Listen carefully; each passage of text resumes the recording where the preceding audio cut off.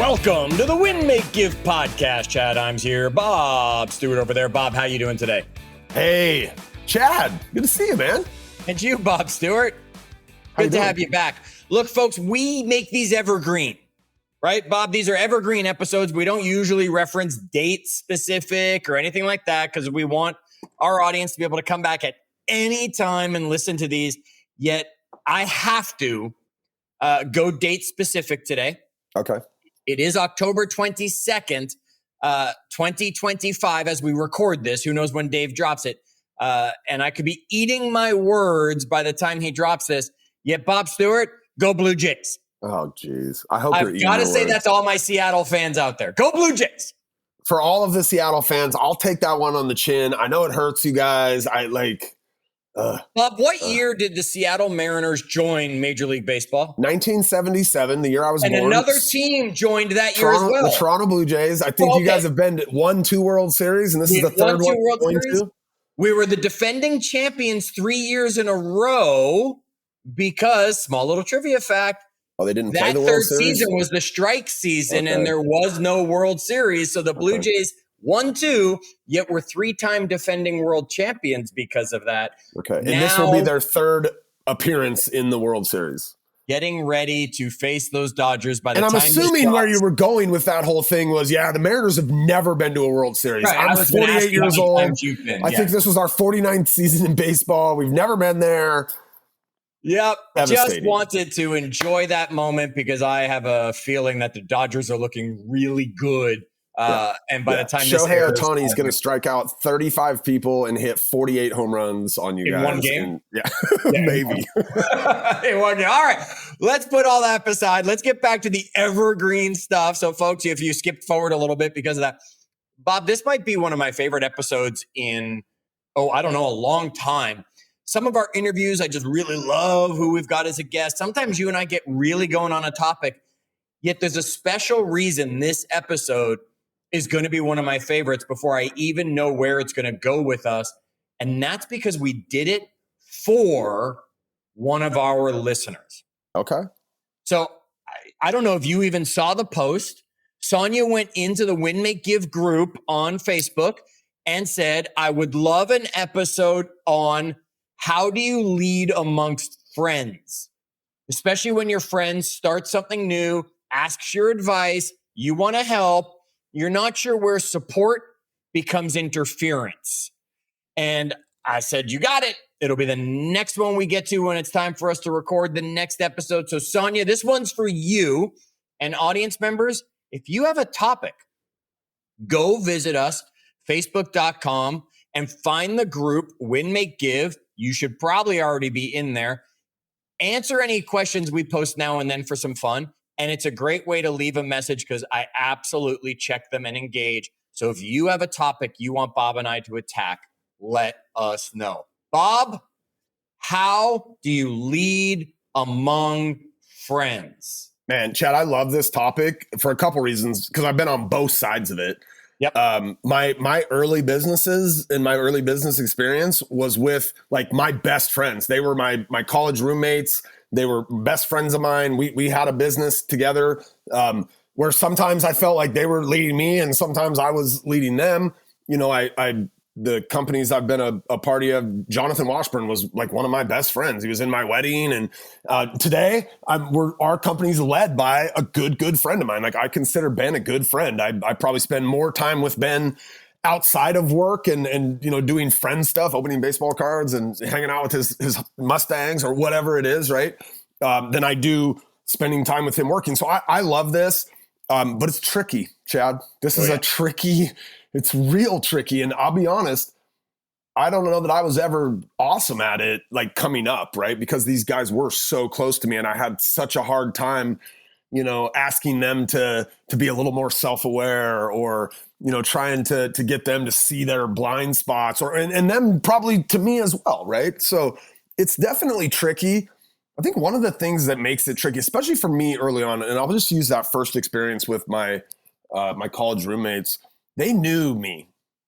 They knew my flaws, they knew what I was capable of, who I was. They knew when I was being somebody trying to fake it till I make it or whatever, right? Like that I wasn't actually. So it's tricky is what I'd say. But here's the flip side of that, I think. Okay. And why ultimately I think that like Ben is really good at it. The flip side of that is most of the time with our friends, we know the things that make them tick, and we know like ultimately what they value and what they and you know what they want out of life, let's just say. And Yep. if we don't, then you know maybe I'm questioning like what kind of friends you have, because even like look, I'm a guy, we don't get often deep like that, but those guys, I knew what they wanted out of life. You know, I knew what their values were. So knowing some of those things, you can sometimes approach a friend in a way that maybe you couldn't approach somebody on your team that you don't know, you know, why they get up and come in and do what they do every day. Bob, I will bet 90% or more of our listeners are friends with someone that they either lead or answer to. Now, it might not have started that way. It might have been, Bob, you and I we weren't friends, or we didn't know each other. We were thrown into a situation together years ago where we were working on a project, and then we would cross paths regularly throughout the year. And we had this acquaintanceship that grew into more of a friendship, as we said, you know, then it'd been like, oh, you know, what's up with your kids and all that stuff, not just the shallow conversation and what's going on with all this stuff. So there's probably a lot of people who are like that, who just were coworkers that have become friends, and then one gets a promotion or one was in the leadership position, yet they become close, whatever it is. Folks, we know this is all of you, and you're going to face the challenges we're going to talk about. Bob, when Sonia sent this, I started to do a little homework. Wanted to keep this one really authentic from us and see what we pulled out. But I did find a quote I absolutely love. And it's David Tyson said, "True friendship comes when the silence between two people is comfortable." That's good. Right? That's not good for you and I right now. That would fail a podcast. Yet it's that time when you're on the road trip and you don't have to talk. It's that time when you're sitting near each other and you don't have to say things. Folks, that's when you're getting to that friendship level. Bob's right. Friends know your flaws. Bob, they also know your buttons, right? So they know how to push. They know how to test those limits more than anybody else, and they will. I think that is one of the things that becomes tricky when leading friends, because it's heart versus head, right? It's I like you, I love you, I want to have this relationship with you, I want to leave work. Who was the old cartoon characters? It was the sheepdog and the wolf, right? And they walk up and they punch their cards in, they go to work, and the sheepdog protected his sheep and beat the wolf all day long. And then they punch the clock and they go get a drink together at the end of the shift, right? That's the challenge. Is it your head or is it your heart that you're going to follow when it comes to leading friends? Yeah. I mean, I think you need to really understand like, what is that relationship? Because I think Sonia's not necessarily talking about like somebody maybe that's even on her team or somebody that she directly like manages or leads. Her question was a little bit more wide open. It's like, I have a friend, maybe it's like a mentor relationship even, as opposed to like a, you know, how we would think of leading somebody that like worked for you. So I think the first thing that you need to really determine, Chad, is like, what is my role here? And what do they want me to be for them, right? Do they want me to be somebody that's holding them accountable to the things that they claim that they want? But like, when you make assumptions in these, especially with friends, because you might be thinking, or I might be thinking, well, Chad, he's coming to me and he's asking me for advice. He wants me to hold him accountable to those things, those ideas that he's pouring my way. But the next time we get together, I'm like, so Chad, how'd those ideas go? And you're like, what? Like, I don't want you to hold me accountable. I was just brain dumping on you. So I think just like, are there boundaries? Are we in agreement, you and I, Chad, on what this mentorship looks like? Like, do you even want to be led by me? Do you want my advice? Or am I just somebody that you spout off to when you're stressed at the end of the day or something, right? Like, you got to establish those. Like, what is the relationship and what are kind of the boundaries of the relationship? Yeah, because if someone doesn't want to be led by you, you can't lead them, right? You can attempt to talk them into something. It's not going to go anywhere. It's like pulling on the donkey. He doesn't want to go. He's not going anywhere, right? While you're standing there yanking and yanking. And that's going to just end up frustrating both of you. The donkey's going to get a stiff neck from you pulling, and you're going to get frustrated that he's not moving at all. Keep that in mind. That's a great point, Bob. Right off the bat, do they want me to be a listener, or do they want me to be a leader to them at this time? That is a great question to ask. And you got to put those guardrails up like kids do when they bowl. I don't know if, right, you might use them even, Bob. When they put those guardrails up so you don't fall into the gut, you need to have those bumpers so you know where the safe edges are. I think leaders are naturally like solution. A lot of good leaders are like, they do want to help that person find a solution, but look, I think a marriage is like this too. Like sometimes my wife comes to me and she just wants to vent, Chad, right? And she doesn't want any answers from me. And so I haven't always been awesome at this, but I know that when I am better at this, the conversations tend to, have less room to spin out. When she comes to me, this is actually reminding me I need to do this more, right? There's been times in our marriage where I've been really good at this and times where I haven't, but it's like, okay, honey, totally get it. You seem stressed. Like, are you just venting, or are we in solution mode right now? Great point, Bob. Great point. Nita says to me all the time, stop coaching me, right? Because it's the default position of, well, let me ask one more question to make you think about that or find the solution. She's like, stop coaching me. I'm either just venting or I want you to fix this, right? One or the other. And you're right. We don't set those boundaries, or at least refresh them, because they might not always be the same boundaries. This might be a different situation where now I want this from you. No, now you're my friend. No, now you're my leader / coach, mentor. Now you're my friend. It's always clarifying what role you're supposed to be in. And I would just, ask everybody to reflect, like, how often are you the jump into fix it mode person, right? When probably too fast. Chad, sometimes, especially the men listening to this, absolutely, right? I will just reference, I too have been thirsty. And if you know the movie, you know the line, you know it. That's the speech we're talking about right here, right? White Men Can't Jump. For those of you who are too young or have never watched a classic, right? I too have been thirsty, and that's all we're sometimes looking for, Bob. And that does cause a problem in a friendship with a leadership opportunity, because I've been there, and I don't want you to make the same mistakes I made, yet they don't want to listen to you, and they're going to make the same mistakes you made and then still blame you for not stopping. Let's dive into a couple of like kind of common things that we see, Chad. Yep. I'll give, and again, I can go to the time when I was probably not good at these things. And we have that more recent for us, I think, reflections upon Ben being a friend and a leader to us. So like asking permission before giving advice. Ben is a master at this. He very rarely ever gives you advice without saying, hey, do you mind if I are you open to? You have to ask him. You have to pull it out of him and say, I want your advice half the time, or he's just like sitting there nodding his head, listening and going, yeah, sounds like you got an issue.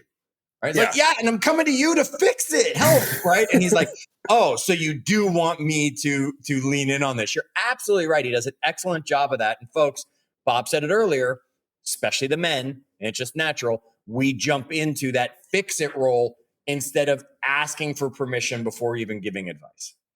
I love the concept of share, not steer. So like instead of— Tell me more. What do you mean by that? I try to do this with my kid, right? Hey, you should. Carter, you should, as opposed to, hey, Minnie, when I was your age and I would do that. So the idea of like sharing experience from your perspective versus just taking that same experience and kind of applying it to you, Chad, that's a different setup, right? You should sounds like you're not doing it right. I've always done it right. And if you were listening to me, you'd just get it right. Versus like, well, in my experience, like I've made that mistake. Let me help you avoid that mistake, not just, hey, don't make that mistake. And I think there's a big, like, people are more willing to listen if they think that that's empathy, right? Like if they can see that you understand where they're coming from and maybe have even been in the position yourself or have a similar experience to draw on. That's mind-blowing, Bob, right? That's what a simple twist in words instead of you should to in my experience. There's so many other little words and phrases we've taught over the years and we've shared over the years of what if you said this instead of that, how it would completely change the outcome. I've never heard a you should becoming, hey, in my experience. And wow, that is a powerful change of words when you're in that friendship leadership challenge. I mean, when in any leadership position, yet specifically in that friendship leadership / mentor challenge that you might find yourself in.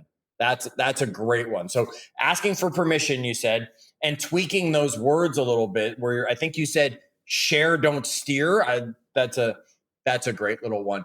I think if we're in a position of this, we have to remember to reflect what we heard, right? And that's in all situations. And you brought it up when you mentioned emotional intelligence.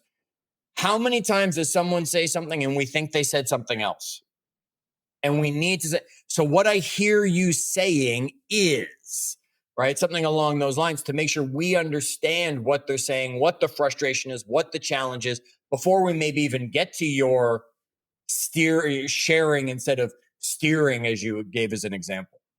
Chad, I learned on this kind of early on. What I would do is sometimes when I was handling a lot of our customer support inquiries, somebody would send something in and you kind of think you know what they meant, but you didn't necessarily know exactly what they were asking. Similar to what, our friend dumps all this stuff on us and we're like, I think I hear his problem, but there's a lot around the edges there. And so I would reply with what I think I heard, like the answer to what I think I heard. And people would get really irritated. They'd fire back, that's not even what I was talking about. And so what I changed to do is I would restate what I thought their problem was. I'd give them the answer that I would have given them before without restating it. But in that case, if I was wrong, they would never get upset. They'd be like, oh, no, I see how you might have thought it was that. No, it's this other thing. And then they give me the details I needed to understand their real problem and be able to reply. So that idea of like mirroring or saying back to somebody the thing that you think that you're about to address, just so we're all on the same page, getting their confirmation that like, yeah, the advice I'm about to give you is based on the problem I just heard you sharing with me. Super important to make sure you guys are on the same page. I should do this more with my wife, by the way. Yeah, this episode is about leading with friendship, yet it might be a marital, saving episode for some of us as well. Bob, the other thing I would add on that, and this used to be an issue for me, a huge issue for me when it came to especially leading with friends, mentoring friends, helping friends, was I would take their results personally and make it mine. Like I would almost make sure I went out to make sure their results happened for them. And we can't do that, right? We need to support them, not shoulder the weight of what their goal is and what their activities are. We need to pat them on the back, maybe a reminder now and then, maybe just a simple question, depending on what those guardrails are of, hey, how are you doing with that book you're writing? How are you doing with that, number of calls you wanted to make, goal, or whatever it was? Yet we can't make it ours and put that weight on our shoulder because we have our own things to deal with and work on regularly. We don't need time for theirs as well. I love it. Stanford Graduate School of Business in 2021 did a study and they came away believing that advice is 60% more effective when the recipient explicitly asks for it. And so a lot of these things are, making sure that we're asking permission to give them the advice, which is them explicitly asking for it, right? We're mirroring what they were saying back to them so that we know we're giving advice on the right thing, right? Like a lot of these kind of stack up to make you believe like, okay, yeah, if I do these things, that advice is going to be received in a much more meaningful way. I love how fast Bob can type to find some research that he needs as we're going through this. And can you hear me? By the way, I'm trying to type soft. I'm You're typing quieter. I hammer absolutely type it quieter. All right, Bob. Let's look at this from a different angle, perspective, whatever it might be. Now, how do I know when I'm maybe outside of those boundaries that we've set, the bumpers that are on the bowling lane or whatever it is? Are there any things that you think you can remember that you're going to start feeling, experiencing, seeing that's saying to you, whoa, call a time out, something has happened? I think the number one would be that, like, I start to get frustrated when they don't take my advice. Like, and look, You've taken it too personally again. They're yeah, shouldering it instead of you're supporting shouldering it. the weight of the thing that you're like, I don't know, you seem like you wanted to do this. I gave you some advice, you didn't take it. This happens all the time in our world, and like a lot of the people that I coach with, Chad, I'm assuming it's the same for you. Like, you've become friends with them, right? Yes. And like, I struggle with this one still. I take it personally sometimes. I've gotten into this mode where, like, a lot of times when people reach out to me for a piece of advice, but they didn't take action on the last piece of advice, I'll like remind them of the last piece of advice and be like, how'd that go? And there is a certain amount of, I'm just like, why are you even asking me for advice? Because you're not taking any of it. And so that one is really, really challenging. But I think that starts to let you know, like, this is not like, it's not a healthy friendship, mentorship relationship there, right? When I'm getting super frustrated that they don't do it. And a lot of in that case, what you're saying is I better just stay friend if that's what I want, or realize we're in a different lane right now, and this whole relationship probably met its end because of this opportunity. Yeah, look, I think the root of it is you start to feel like I'm more invested in their own success than they are. Oh, nothing worse than that feeling. And this is, I think the place that this is maybe a little bit easier with friends is, and like Ben has done this with me, where he'll say to me, like, he knows a lot about my life, right? He knows about my kids. He knows what our dreams for our kids are. He knows what my wife and I's kind of financial plans are. And so he'll say some things sometimes to remind me that I need to be as invested in that thing as he is for me, if that makes sense. Right? It does to me. It's very simple stuff too. It'll be things like, do you think Aaron would be impressed by this decision? And I'm like, oh yeah, geez. It's just, he's so good at it, but it's just a real quick kind of reset where he puts me back in line with what he knows my priorities are, because now he's not feeling more invested in my priorities than I am. But sometimes we need to be reminded of those things, right? Especially when as my leader, he's seen me maybe make a decision where he's like, I don't know if that's the decision that lines up with what I'm hearing you say your values and your priorities are. Absolutely. I think that's a great one. So when you see frustration or feel frustration, folks, pay attention. You've probably jumped the rails, just like jumping the shark. If you're more invested than they actually are, Bob said, you probably are in that same situation. And Bob, if you feel drained after helping them, it's because the friendship's not bringing anything back, and it's just become that give. And folks, you're going to be in that. If you want the friendship to continue, and Bob and I both have had friendships that, there's the old saying, they're here for a reason, or they're here for a season, or something like that. We've both had friendships that we don't have anymore, right? And it's okay if that's the path for this friendship. That's what has to be decided, so those borders can be built and those bumpers can be put in place right away. Bob, what happens when one of us isn't look, you're not my boss. I'm not your boss. We're friends. And we're peers. So we're like work peers and we're friends. Now what? I think that the biggest thing you can do in that environment is model the behavior. Like, I mean, look, we always kind of go to our, what we know really well, right? But like, if I had a friend that was on my real estate team with me and they were asking for advice about how to get to be the thing they see me being, right? Or we're both sitting there together and we're like, we want to be like that guy. Like, the best thing I can do is model for my friend the behavior that, it takes to get to the outcome that they want, especially if I'm getting that, I'm doing that behavior already. So I think modeling behavior is a big way to lead your friend, where there's very, very little talk involved there, right? It's like, hey, don't do what I'm telling you to do. Like, why don't you show up with me and do what I'm doing? I think that's a big one. That is, influence will be built upon respect, not the role. Right. And look, I'm going to take a shot at Bob, right? He knows I love him. When it comes to the Win, Make, Give podcast, the respect is at a different level than when it comes to some of the other things you and I do together.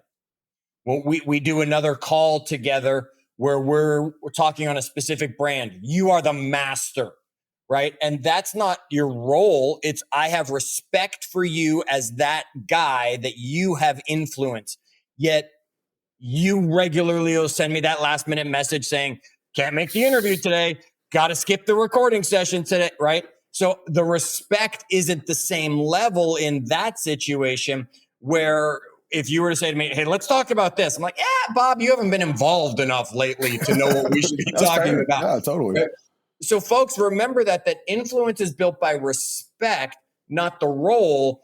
And the same person can be respected in one area and not necessarily respected in the other. I'm not going to listen to Bob if he wants to give me health advice, right? I'm going to listen to Bob if I want financial advice, if I want stock advice, if I want baseball card collecting advice. I'm getting pretty good at that, by the way.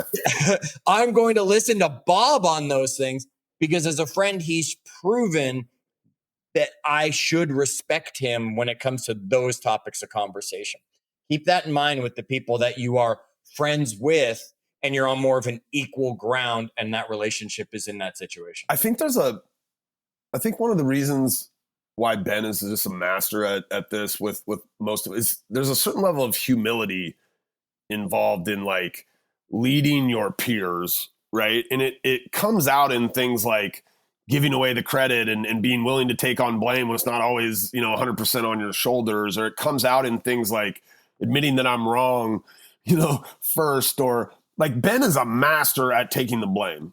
In a big old room where there's like this thing that happened that wasn't his fault, he'll take all of that blame and then he'll pass the credit for whoever did the, right off to somebody else. And like that humility creates a certain level of respect, to your last point. It creates a certain level of trust. Like, man, I know this friend who's a peer of mine who's like kind of leading me. Like he's gonna take an arrow for us if the whole team's in trouble. Like he'll step up to the front and take an arrow. Like that in a group of peers, that person tends to like take the lead naturally because of that humility, because people know that he's never going to throw you under the bus to try to step up the ladder and take the job. So there's definitely something around the idea of like, be a little bit humble, and people will respect that. They'll lean into that. They'll want more of that type of leadership. Love that. One of the greatest leaders of all time, I think we have to agree, is John Wooden. Right? Coach Wooden is the one that other people went to for leadership advice that are now considered leaders of leaders and all of that. He said the most powerful leadership tool you have is your own example. Right? To me, that just makes the point. Sometimes, Sonia, it's just what is the example you're creating for those people to just say, I'm just going to follow her because I see what she's doing, hear what she's saying, watching her, however that is, because we're always all being watched and in a position where that example defines who we are and can give us that leadership position in the eyes of others. Then we have to be careful. Bob, have you and Aaron ever had a disagreement? Right. Every married couple out there, the answer to that one, right?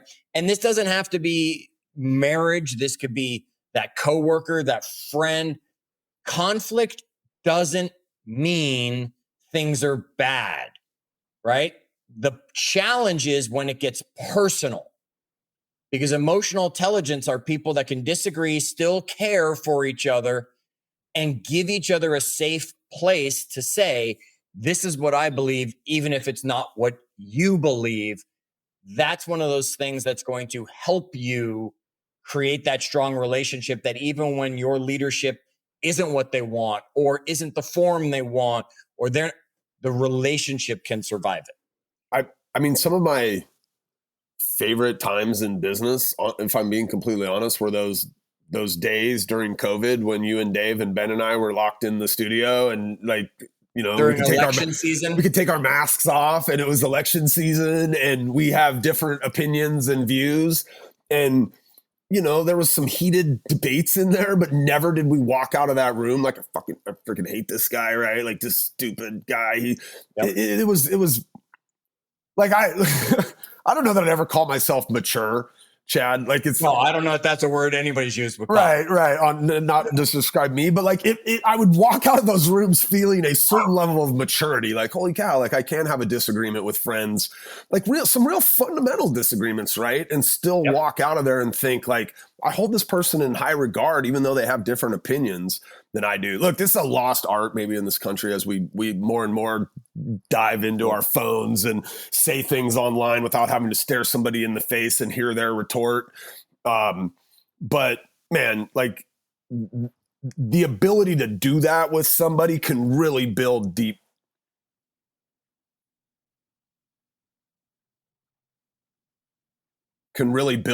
bonds. I love that you stopped to think about that there for a minute as we had a technical moment over here, folks. If you thought, where did they go? We just had a little fun thing. Look, Bob, you're absolutely right. We had, and look, what happened as soon as we got on this call today, before we even went into recording mode, I got on you about the Mariners, right? We can have that challenge. We can have that. Sometimes it's joking. Sometimes it's not. It's much more a serious concept when it comes to politics or religion with some people, or how to succeed in business. Some people are like, no, this is the only way. This is not. Yet it's, are you mature enough to be able to, when the conversation is over, still move on from it and not let it be a thing? Bob, let's wrap this up a little bit. What do you want to say to Sonia and everybody listening about this topic of leading among friends? Look, I think first off, go back and start at the beginning. Like, do they want your leadership? Like, put the rails up there, identify what they actually want from you. And then as they come to you for advice or whatever it is, make sure that we're understanding, like, because this is a friendship and sometimes they might come wanting advice and sometimes they might just come wanting to vent. Like, what is it today? And then what I would say is, you found this quote, Chad, true leadership isn't about getting people to follow you. It's about helping them find their own way.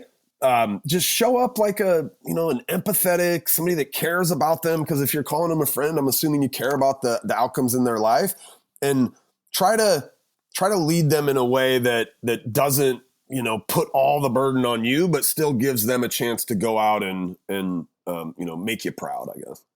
Remember, some friendships won't survive this. That doesn't mean it's on you.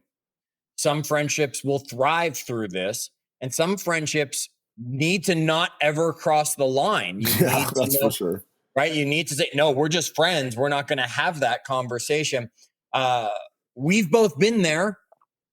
Everybody's probably been there, whether you've been the leader, you've been the follower, you've been the mentor, the mentee, whatever that is. And it's always changing. It's always a learning curve. Make sure that you remember, Bob, you gave us a great expression earlier. I think you put it as steer, don't state, something like that is how you said it, right? Share, don't steer. Share, don't steer. There you go. Get rid of the you should and transform that into, in my experience. What a great change I think that'll bring to every conversation. Sonia, thank you for the challenge of us putting together an episode for this. We hope we hit what you were looking for. Let us know in our Facebook group, Win, Make, Give. And folks, if you have a topic, let us know what it is.